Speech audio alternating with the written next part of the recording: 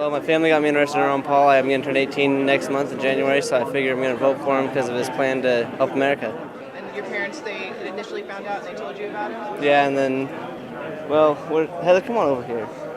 Get over here. Get over here. Stand with them if you want. Come over here, Heather.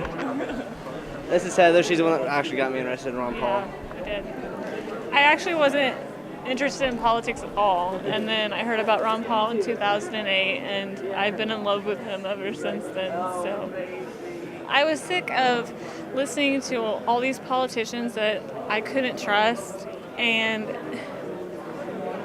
I heard him, and I thought at first, I was like everyone else, I'm like, this guy has to be crazy because he doesn't sound like anybody else. And then, I thought more about it, and I thought, well, maybe that's what we need. We don't need more of the same. And ever since then, I've been following him, and he has been saying the same thing since then. And so I thought, hey, I can trust this guy. He doesn't change, a month later or a year later, he's the same guy. So I'm stuck with him. For a long time, I thought that going to war for religious reasons was a just cause. And now I can see that is used a lot to go and get people because they're different from us or because they have something that we want, and it's not because God wants us to or something like that. That was hard, knowing that I was raised to believe one thing, and then I had to really look at myself and my convictions.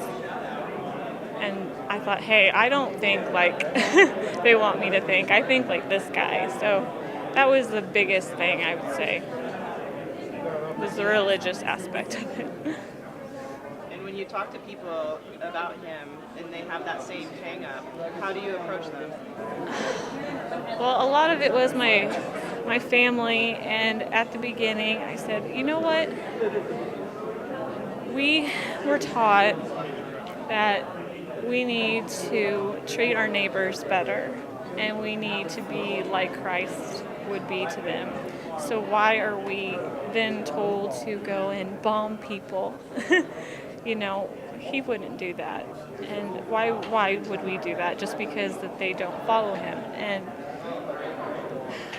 they told me a lot, Heather, I hope that someday you will think differently. And that was really hard to see people that I admired so much say things that I disagreed with so much. Or someone that you grew up with thinking of them as a very loving person could so easily throw somebody else under the bus just because of the color of their skin or because they came from a different country. And I could have given up on him, but I didn't. Because I knew if I could change my mind, they could change theirs, and it took a while, and most of them have changed their mind, and it's wonderful. I have 2 little boys.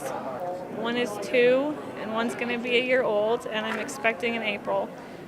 And I keep thinking, what if somebody came and did this to my children, because my government was screwing up? What if they came and hurt my kids? And I've seen the pictures, we've all seen the pictures on the internet of little kids who've been killed or hurting, and their parents can't do anything for them. And it's heartbreaking. It makes me sick. And so when I hear Ron Paul talk, he speaks with a lot more compassion than any other politician. And during the debates, when they're, preaching this, we've got to go get Iran, we've got to go get them, it makes me sick. It's like, you people have children, how can you do this to them? That's really what bothers me the most is the children.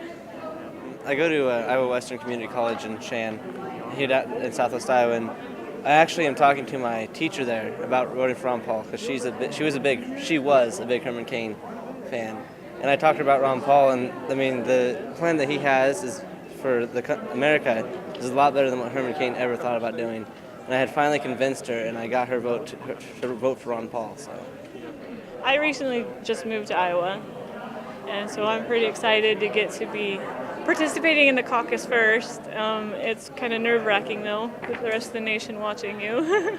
Now that they're trying to say it's not significant, I That's guess, the media you know, for you, though. they're trying to, I don't know. I can say it's Big Brother. That's all it is. It's Big Brother. They're trying to discredit us, but they can't discredit every state once he wins.